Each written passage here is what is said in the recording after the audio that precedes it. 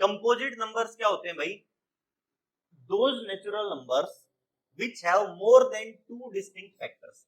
दो से ज्यादा अलग अलग डिवाइजर अगर मिल जाए किसी नंबर के तो वो कैसा नंबर हो जाएगा? कंपोजिट। तो इस सिलसिले में जो सबसे पहले टेस्ट करूंगा मैं वो 1 को करूंगा। क्या इस 1 के कितने डिवाइजर है भाई? आप कहोगे सर 1 का तो एक ही डिवाइजर है, लेकिन यहाँ पे मैंने लिखा है मोर देन 2 डिवाइजर, दो से ज्यादा होने चाहिए। इसका तो एक ही है, तो ये कंपोजिट होगा क्या? नहीं होगा। This number is not composite, this number is not composite. तो 2 की बात की जाए तो 2 के डिवाइजर क्या है? 1 है और 2 है। 2 किस किस से डिवाइड हो जाता है? 1 से हो जाता है एंड 2 से डिवाइड हो जाता है। तो ये नंबर कैसा हो जाएगा? कंपोजिट होगा? नहीं होगा। ये नंबर प्राइम है। प्राइम नंबर्स में हमने पढ़ा था कि ऐसे नंबर जिसके एग्जैक्टली दो डिफरेंट डिवाइजर हो उन्हीं नंबर्स को हम क्या बोलते हैं? प्राइम नंबर्स बोलते हैं। ये बात समझ आई? तो 3 के भी दो ही डिवाइजर है, 1 एंड 3, तो ये भी कैसा हो गया बच्चे? प्राइम। 4 के डिवाइजर्स देखेंगे, 1 आएगा, 2 आएगा एंड 3 आएगा, 4 आएगा, 1 2 एंड 4, 1 2 एंड 4। तो 4 एक ऐसा पहला नंबर मिला जिसके दो से ज्यादा डिवाइजर है। कितने हैं? 3 है। दो से ज्यादा डिवाइजर कितने हैं? 3 डिवाइजर है। तो इस नंबर के मुझे कितने डिवाइजर मिल गए? 3 डिवाइजर मिल गए। तो मैं ये कह सकता हूं this 4 is a composite number, 4 is a composite number. ये बात क्लियर है आप लोगों को? तो 5 के बारे में क्या ख्याल है आपका? 1 and 5 it is prime.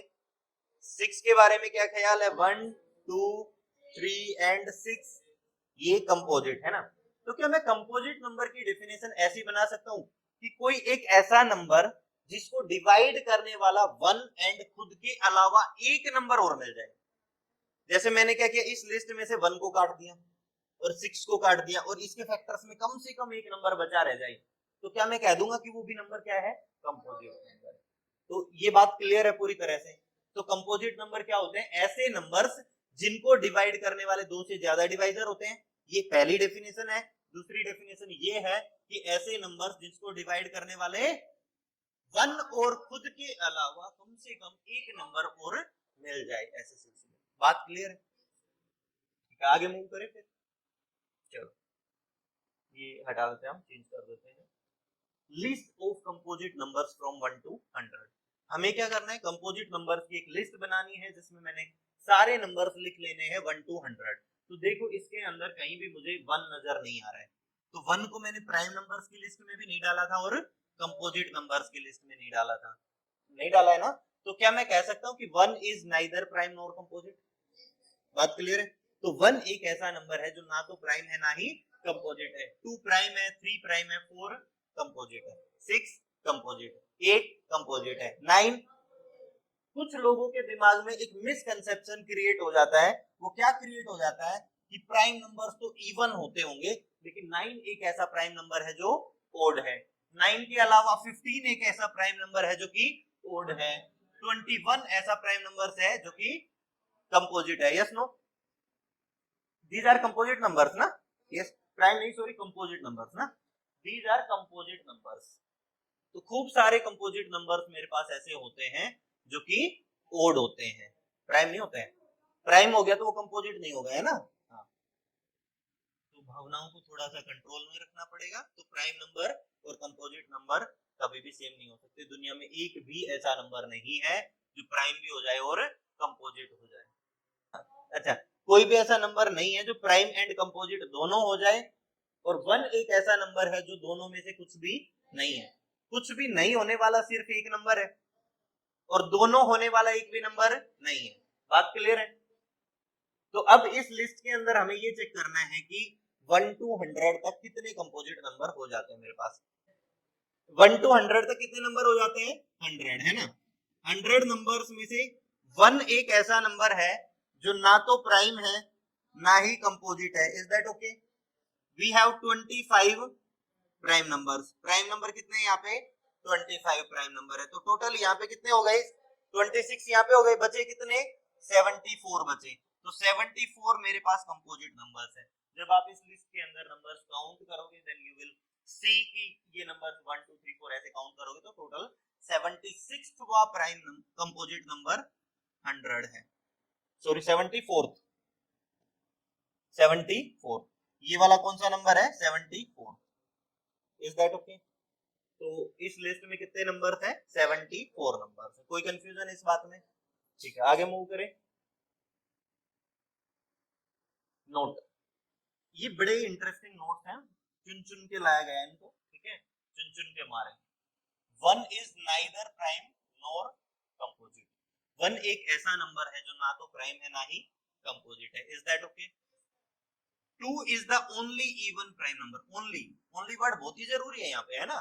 To एक ऐसा नंबर है जो सिर्फ अकेला इवन प्राइम नंबर है। टू के अलावा दुनिया में कोई भी ऐसा प्राइम नंबर नहीं है जो कि इवन हो जाए। क्या हो जाए? इवन हो जाए। ये बात क्लियर है आप लोगों को? Two is the smallest prime number. Two की एक खास और बात क्या है? Smallest prime. देखो हर नंबर अपने आप में कुछ यूनिक प्रॉपर्टीज रखता है, जिसमें से वन के पास क्या प्रॉपर्टी है? Neither prime nor composite. दूसरी प्रॉपर्टी क्या है वन के पास? Is the first natural number, first cardinal number. बात समझ रहे हो? कार्डिनल क्या होता है? जो कार्डिनलिटी को काउंट करता है, जो काउंटिंग के अंदर काम आते हैं। बात समझ? Two is the only even prime number. Two अकेला इवन प्राइम नंबर है। Two is the smallest prime number. सबसे छोटा प्राइम नंबर टू है। स्मॉलेस्ट क्या है भाई? टू है। Largest prime number does not exist. सबसे बड़ा प्राइम नंबर खोज पाना। ये बड़ा ही ऑब्वियस क्वेश्चन होता है कि क्या सबसे बड़ा प्राइम नंबर मुझे मिलेगा? तो आंसर इज नो। आज तक तो मिला नहीं है। अगर आप लोगों ने खोज लिया तो आपका नाम मैथमेटिशियंस की लिस्ट में आ जाएगा, राइट। तो टू मतलब सबसे बड़ा प्राइम नंबर अभी तक नहीं खोजा गया है। मैं चाहता हूं कि आप में से कोई उस नंबर को खोज पाए, right. Three is the smallest odd prime number. तो सबसे छोटा ओड प्राइम नंबर कौन सा है? थ्री है। सबसे छोटा ओड प्राइम नंबर कौन सा है? थ्री है। ये बात क्लियर आप लोगों को? बोलो। There are infinite prime numbers. Prime numbers कितने हैं? जब प्राइम नंबर्स की एक लिस्ट बनाई जाएगी, you will see there are infinite prime numbers. Is that okay? जब हमने ये वाली स्टेटमेंट दी इनफाइनाइट प्राइम नंबर्स है, तो हमने ये क्लेम कर दिया है कि सबसे बड़ा प्राइम नंबर खोज पाना पॉसिबल है। 4 is the smallest composite number. सबसे छोटा कंपोजिट नंबर कौन है भाई? 4 है। 9 is the smallest odd composite number.